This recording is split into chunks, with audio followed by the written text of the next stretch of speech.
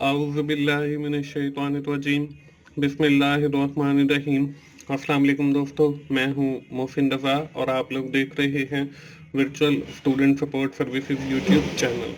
दोस्तों, आज की जो मेरी वीडियो है वो CF 507 इंफॉर्मेशन सिस्टम की हमारी जो असाइनमेंट नंबर 1 आई हुई है इसी सेमेस्टर की फॉल 2020 की उस हवाले से है। दोस्तों, असाइनमेंट शुरू करने से पहले मैं आपको बताता चलूं कि मेरे 2 यूट्यूब चैनल और भी हैं, जिसमें एक 24/7 टीचर्स ऑनलाइन है और दूसरा की टू सक्सेस है। दोस्तों, टीचर्स ऑनलाइन के ऊपर मेरे अपने रिकॉर्डेड लेक्चर्स अवेलेबल हैं, आप उनसे फ़ायदा उठा सकते हैं। और की टू सक्सेस के ऊपर मेरे मिड टर्म और फाइनल टर्म की तैयारी के हवाले से काफ़ी अच्छे लेक्चर्स मौजूद हैं, तो आप कम वक्त के अंदर जो है वहाँ से तैयारी कर सकते हैं। दोस्तों, इन दोनों चैनल्स के जो URL हैं वो आप लोगों को स्क्रीन के ऊपर नज़र आ रहे हैं और इस वीडियो के डिस्क्रिप्शन में भी मिल जाएंगे। आप उन चैनल्स को ज़रूर देखें और वहाँ पे जो कंटेंट अवेलेबल है उससे भी फ़ायदा उठाएं। दोस्तों, बढ़ते हैं हम अपनी इस वीडियो की तरफ और सबसे पहले देखते हैं कि इस असाइनमेंट की रिक्वायरमेंट्स क्या हैं। दोस्तों, इस असाइनमेंट के अंदर हमें 2 रिक्वायरमेंट्स जो हैं यानी 2 क्वेश्चन दिए गए हैं। पहला जो क्वेश्चन है उसको 2 हिस्सों में तकसीम किया गया है, पार्ट ए और पार्ट बी में। फर्स्ट क्वेश्चन आपको स्क्रीन के ऊपर नजर आ रहा है। Suppose you are assigned the task to design an information system for a public sector university XYZ, कि हमने XYZ कंपनी का इंफॉर्मेशन सिस्टम बनाना है by developing information system in the academic and non academic operations of the university. इसमें academic और non academic दोनों आ जाएंगे। The overall efficiency of the system will be increased now according to the adoption of information system। हमें जो है 2 काम करने हैं। You are required to identify all possible departments of the university on which this information system will be applicable। कि हमने सबसे पहले तो ये करना है कि हमने यूनिवर्सिटी के जितने भी डिपार्टमेंट्स हैं उनको आइडेंटिफाई करना है जहां पे ये इंफॉर्मेशन सिस्टम जो है काम करेगा, या ऐसे डिपार्टमेंट्स जिनके लिए ये जो सिस्टम है इंफॉर्मेशन सिस्टम उनके लिए एप्लीकेबल होगा। इसके बाद दूसरा काम हमने क्या करना है, you are required to identify which information is need to be stored in the information system for each department, और हर department which we have been identified in our part 1 कौन सी ऐसी इंफॉर्मेशन है जिसको हम अपने उस इंफॉर्मेशन सिस्टम के अंदर स्टोर करेंगे। तो ये इसका पार्ट बी है, यानी कि अब हमने 2 काम करने हैं। First of all we must have identify the all possible department of the university, हमने सारे डिपार्टमेंट आइडेंटिफाई करने हैं। And the second one is the information needed to store in the information system, के कौन सी ऐसी इंफॉर्मेशन है जो हम उस इंफॉर्मेशन सिस्टम के अंदर स्टोर करेंगे।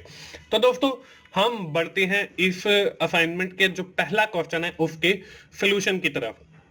आपको यहाँ पे नजर आ रहा है पार्ट ए, और इसके अंदर जो है यहाँ पे मैंने बहुत सारे डिपार्टमेंट लिख दिए हैं। इसमें पहला जो है वो एडमिशन डिपार्टमेंट है, इसमें जो दूसरा है वो एग्जामिनेशन डिपार्टमेंट है, इसमें तीसरा जो है वो फाइनेंस का डिपार्टमेंट है, इसमें चौथा जो है वो मार्केटिंग का डिपार्टमेंट है, इसमें पांचवा जो है वो HRM डिपार्टमेंट है। दोस्तों, जरूरी नहीं है कि आपने यही जो डिपार्टमेंट है वो सेम एज इट इज लिखनी है, बल्कि अगर आपके माइंड में कोई और डिपार्टमेंट आता है जो यूनिवर्सिटी में होता है आप वो भी लिख सकते हो। मैंने जो है यहाँ पे सिर्फ आपको आइडिया दिया है कि आपने इस असाइनमेंट को कैसे सॉल्व करना है। तो उसमें मैंने जो है वो एडमिशन डिपार्टमेंट लिखा है, एग्जामिनेशन डिपार्टमेंट लिखा है, फाइनेंस लिखा है, मार्केटिंग डिपार्टमेंट लिखा है और HRM डिपार्टमेंट लिखा है, यानी कि 5 डिपार्टमेंट आप लोगों की सहूलियत के लिए यहाँ पे मैंने लिख दिए हैं। लेकिन इसके साथ बताता चलूं कि आप जो भी डिपार्टमेंट लिखें अपना, बेशक आप नए सिरे से भी कोई और डिपार्टमेंट ऐड करना चाहते हैं, तो एक बात आप जहन में जरूर रखें कि आपने अगले स्टेप के अंदर यानी कि पार्ट बी के अंदर जो क्वेश्चन 1 का है उसके लिए आपको जो इंफॉर्मेशन चाहिए, जो आपने उस इंफॉर्मेशन सिस्टम के अंदर स्टोर करनी है उसका आपको पता हो, जो भी आप डिपार्टमेंट लिख रहे हैं उसके हवाले से। तो आप इन 5 में से ये 4 भी लिख सकते हो, 3 भी लिख सकते हो, लेकिन इंफॉर्मेशन जो नीडेड है to store into the information system वो आपको पता होना चाहिए, जो हम सेकंड स्टेप में मैं आपको दिखाने भी वाला हूं। दोस्तों, इस तरीके से तो आपका हो जाएगा पार्ट ए। इसके बाद है दूसरा पार्ट बी।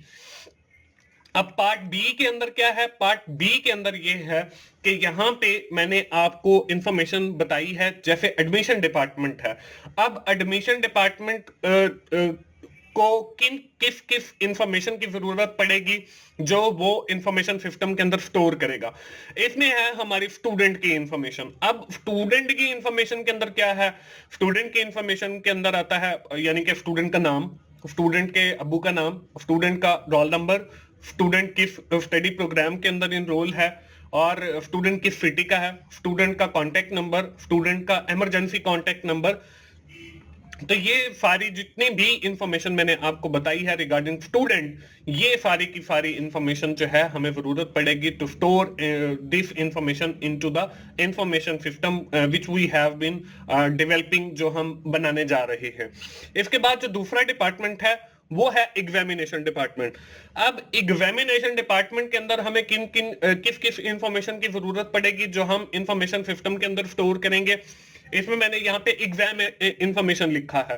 तो एग्जाम के लिए स्टूडेंट ने किन किन सब्जेक्ट के अंदर एनरोलमेंट की है, जो एग्जाम के हवाले से है कि किस किस सब्जेक्ट का उसने एग्जाम देना है, किस किस टाइम पे उसने एग्जाम देना है, कौन कौन से डेट को उसने एग्जाम देना है, उसके एग्जाम का रिजल्ट क्या अनाउंस हुआ है और वो फेल हुआ है या पास हुआ है।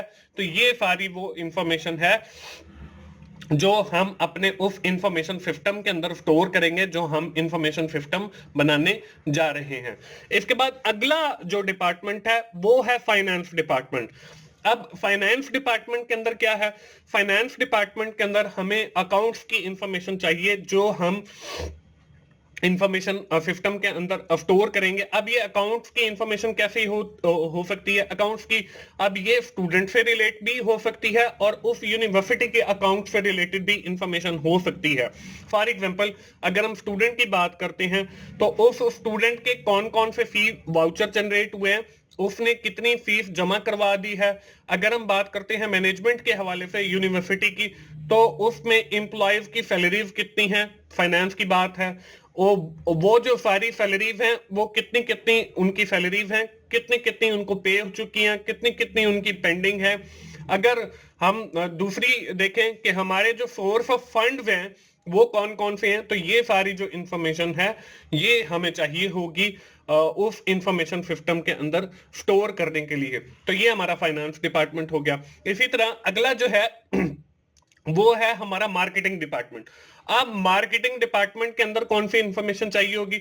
हमें ये पता हो कि हमारे कौन कौन से जो है कस्टमर हैं जो एडमिशन कर रहे हैं या कौन कौन से कैंपसेस हैं, हम उन तक अपना जो मैसेज है कि यूनिवर्सिटी ने कौन कौन से प्रोग्राम लॉन्च किए हैं वो कैसे पहुंचाएंगे, तो वो मार्केटिंग डिपार्टमेंट का काम है। तो ये कस्टमर से रिलेटेड जितनी भी इंफॉर्मेशन होगी, उस कस्टमर का नाम, उस कस्टमर का कॉन्टेक्ट नंबर, उस कस्टमर का ईमेल एड्रेस, ये सारी हमें इंफॉर्मेशन जरूरत होगी उस इंफॉर्मेशन सिस्टम के अंदर स्टोर करने के लिए। इसके बाद आखिरी जो यहाँ पे डिपार्टमेंट है वो है एचआरएम डिपार्टमेंट। अब एचआरएम डिपार्टमेंट जो है वो क्या करता है, उसके पास जो है वो एम्प्लॉयज से रिलेटेड जो है वो इंफॉर्मेशन स्टोर होती है। अब उसमें एम्प्लॉयज जो हैं वो एकेडमिक सेक्शन के भी आ जाते हैं और नॉन एकेडमिक यानी कि एडमिनिस्ट्रेशन सेक्शन के भी आ जाते हैं। तो हमें जो है एम्प्लॉय से रिलेटेड इंफॉर्मेशन चाहिए होगी, उस इंफॉर्मेशन को हम इंफॉर्मेशन सिस्टम के अंदर जो है वो स्टोर करेंगे। उसमें एम्प्लॉय का नाम हो गया, वो एकेडमिक सेक्शन का है या नॉन एकेडमिक यानी कि एडमिनिस्ट्रेशन का है, उस एम्प्लॉय का डेजिग्नेशन क्या है, उस एम्प्लॉय का कॉन्टेक्ट नंबर क्या है, वो एम्प्लॉय किस सिटी से बिलोंग करता है। तो ये सारी वो इंफॉर्मेशन है जो हमें जरूरत होगी अपने इंफॉर्मेशन सिस्टम के अंदर स्टोर करने के लिए। तो दोस्तों इस तरीके से जो है हम अपना क्वेश्चन नंबर 1 करेंगे। पहले मैंने आपको पार्ट 1 बताया जिसके अंदर हमने सारे जो डिपार्टमेंट हैं उनको आइडेंटिफाई किया, और फिर पार्ट बी बताया जिसके अंदर हमें कौन कौन सी इंफॉर्मेशन चाहिए उसके बारे में आपको बताया। दोस्तों आप लोग जो है मुझे भी सपोर्ट किया करें, जैसे मैं इतनी मेहनत से आप लोगों के लिए वीडियो बनाता हूं, तो एटलीस्ट एक बार 1 टाइम जो है आप लोग उसको कंप्लीट देख लिया करें ताकि मुझे भी कोई आप लोगों से बेनिफिट हासिल हो और मैं इसी तरह मोटिवेशन के साथ आप लोगों के लिए वीडियोस बनाता रहूं। दोस्तों बढ़ते हैं हम अपने क्वेश्चन नंबर 2 इस असाइनमेंट के इंफॉर्मेशन की सिस्टम की। तो क्वेश्चन नंबर 2 आप लोगों को स्क्रीन के ऊपर नजर आ रहा है। There are different factors on the basis of which companies can be categorized as the small, medium, and large five. In the following table, different factors are given. You are required to analyze these factors and then identify appropriate type of the company provided your answer in the table. अब देखिए नीचे हमें एक table दिया गया है और we are identifying the five of that company. हमने उसका फाइव डिफाइन करना है कि वो स्मॉल कंपनी है, वो मीडियम कंपनी है या वो लार्ज कंपनी है. अब इसमें जो पहला है वो है owner responsible for all decision. इसमें कॉम्प्लेक्स मैनेजमेंट है, सिंपल मैनेजमेंट है, डाइवर्स मार्केट है और यूजुअली फैमिली ओनरशिप है. तो इनके सामने हमने वो आइडेंटिफाई करना है. तो दोस्तों इसके सोल्यूशन की तरफ बढ़ते हैं और मैं आपको बताता चलूं कि मेरा एक और YouTube चैनल है जिसका नाम की टू सक्सेस है. की टू सक्सेस के ऊपर आपकी एग्जाम की तैयारी के हवाले से, मिड टर्म और फाइनल टर्म की एग्जाम की तैयारी के हवाले से या आपके कोई ग्रैंड क्विज है उस हवाले से जो है काफी अच्छा मटेरियल वहां पे अपलोड है. तो आप बहुत कम वक्त के अंदर जो है वहां से अच्छी तैयारी कर सकते हैं. उसका जो URL है वो आपको इस वीडियो के डिस्क्रिप्शन में मिल जाएगा. तो आप वहां पे जाएं और मेरे उन चैनल्स को यानी की टू सक्सेस को और टीचर्स ऑनलाइन को भी जरूर सब्सक्राइब करें. दोस्तों यहाँ पे आपको एक टेबल नजर आ रहा है. इसमें पहली स्टेटमेंट लिखी हुई है owner responsible for all decision. जहां पे ऑनर रिस्पॉन्सिबल ऑल डिसीजन है तो उसमें मैंने जो है वो लिखा है कि ये स्मॉल टाइप ऑफ ऑर्गेनाइजेशन है. इसके बाद दूसरे नंबर पे है कॉम्प्लेक्स मैनेजमेंट. तो कॉम्प्लेक्स मैनेजमेंट के सामने जो है वो मैंने लिखा है कि ये जो है वो लार्ज टाइप ऑफ ऑर्गेनाइजेशन है क्योंकि यहाँ पे कॉम्प्लेक्सिटी की बात की जा रही है. अगर स्मॉल टाइप की होती तो उसमें तो कोई कॉम्प्लेक्सिटी होती ही नहीं है. इसके बाद तीसरी जो है स्टेटमेंट वो है सिंपल मैनेजमेंट. अब सिंपल मैनेजमेंट की बात की जा रही है तो वो कोई बिग ऑर्गेनाइजेशन तो हो नहीं सकती क्योंकि वहां पे सिंपल मैनेजमेंट नहीं होती बल्कि कॉम्प्लेक्स किस्म की मैनेजमेंट होती है.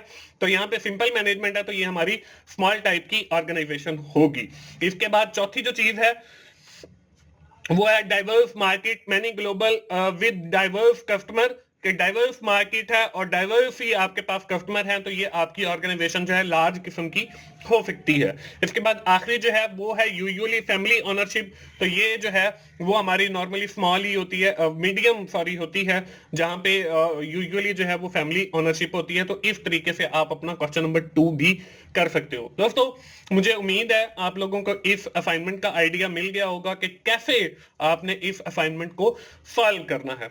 तो दोस्तों आखिर में मैं फिर आप लोगों को कहूंगा कि आप डिस्क्रिप्शन में दिए हुए लिंक 24/7 टीचर्स ऑनलाइन को जरूर विजिट करें. वहां पे जो मेरे लेक्चर अपने रिकॉर्डेड अवेलेबल हैं आप उनसे भी फायदा उठाएं. दोस्तों अगर आपको मेरी वीडियो अच्छी लगी है तो आप उसे लाइक कीजिए, अपने दोस्तों के साथ शेयर करें जिनका ये सब्जेक्ट है और कमेंट जरूर किया करें. और मेरा channel virtual student support services को भी सब्सक्राइब करें ताकि मेरी हर आने वाली वीडियो आप लोगों तक पहुंच सके और आप उससे सीख सकें.